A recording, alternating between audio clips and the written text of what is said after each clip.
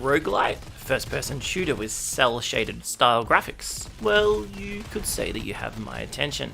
But who hasn't been drawn in before by fantastic-looking art screenshots, and then been burnt when trying out the gameplay? So is RoboQuest worth having a look at? Let's have a look with this RoboQuest review. Jump into early access with RoboQuest and you're going to be hit with some comic-style scenes explaining the storyline. Looks to be about a future society in which the robots have turned on us. Those bastards. But realistically, you're not playing RoboQuest for the storyline. You are here for the gameplay, and after a pretty simple and well-explained tutorial, you're able to jump straight into shooting things without too much of a fuss. Your goal is pretty simple in RoboQuest, which, by the way, looks fantastic visually and runs very smoothly in terms of frames.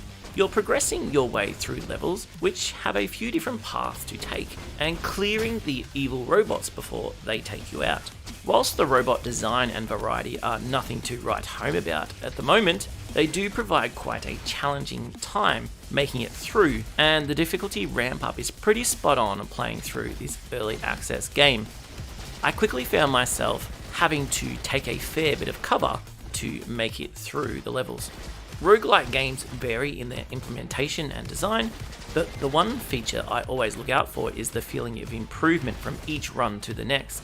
RoboQuest nails this by design. We played through 3 times as a co-op, and each time the game felt a little easier. Every run we progressed a little bit further to eventually beat the last available boss fight. Talking of boss fights, the 2 that we were able to have a crack at, Digimol and Sir Catacosta, nice names there, are well implemented, and I must say I have some compliments for the developers with the design of these 2.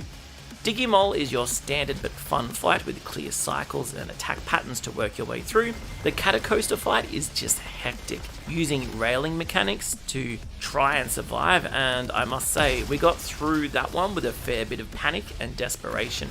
I hope that this is a sign that the bosses released in the future are going to be crazy and unique and make you have to play in ways that you haven't done so before.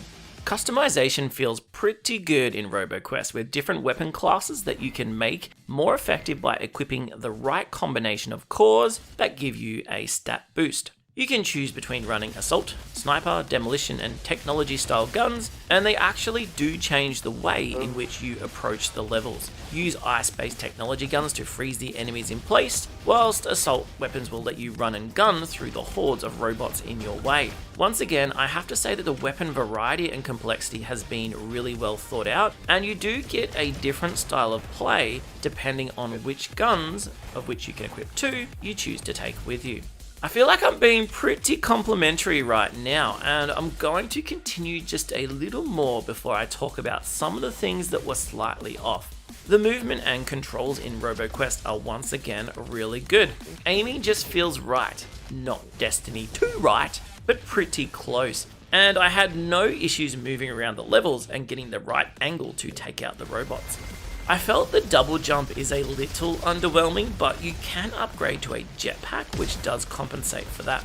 Most of the levels will have a direct way to the next part of the map, and a shortcut which allows you to get some height. Playing through in co-op, this was effective as you could have 2 different angles of attack and split up the robot's aiming focus. As I said earlier, RoboQuest is still in early access, so you're not buying into a full game just yet.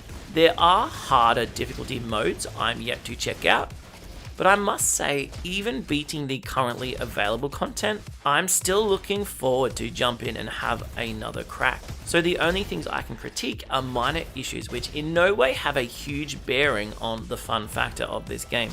As previously mentioned, variety of robots to fight are somewhat lacking at the moment, and there's not a huge difference moving between levels in terms of what you are running into.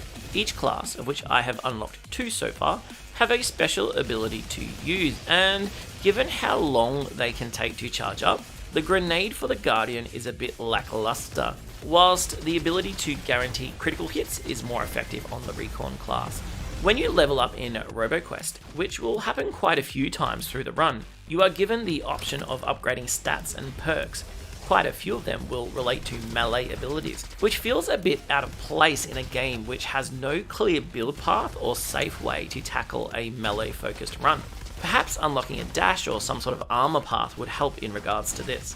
Lastly, and well, this is probably something that's not going to be changed, but RoboQuest is probably not my favourite choice of a name that I've heard. It sounds a little like something that you might find in a retro arcade parlour. Don't expect any movement here, just worry that people might underestimate the quality of the game based on the name alone. That's only personal preference though, I must say.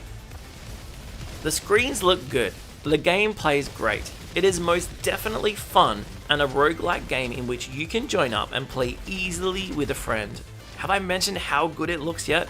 Well, it does. And the music, well, it's hit and miss. I give this one 8.5 annoying little shielded robots out of 10. Have you jumped into RoboQuest and given it a try for yourself?